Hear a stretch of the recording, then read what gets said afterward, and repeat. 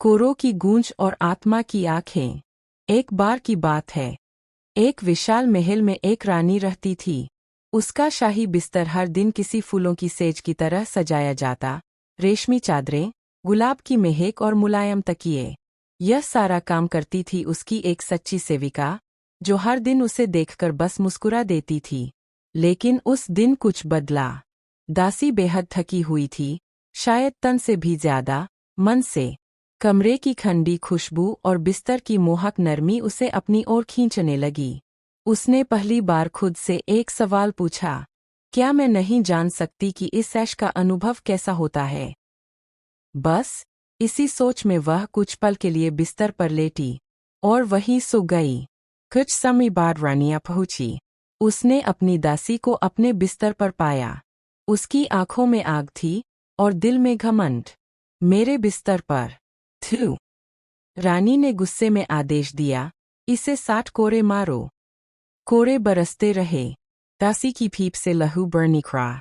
वह चीखी, गिड़गिड़ाई, लेकिन कोई दया नहीं मिली। फिर अचानक वह चुप हो गई और हंस पड़ी। उसकी टूटी हंसी महल की दीवारों से टकराई।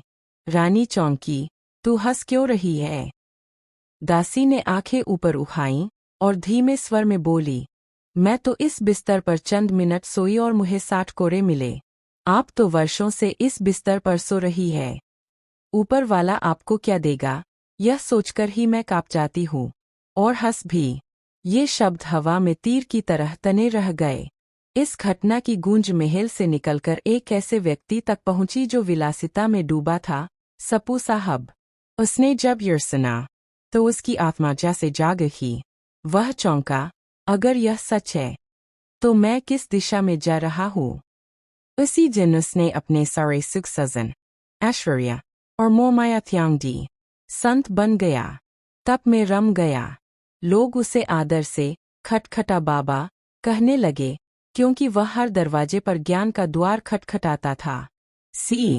सत्ता, ऐश्वर्य और सुख सब तभी तक सुंदर है जब तक आत्मा सच्ची हो, वरना एक दिन कोरे भी बहुत कम लगेंगे।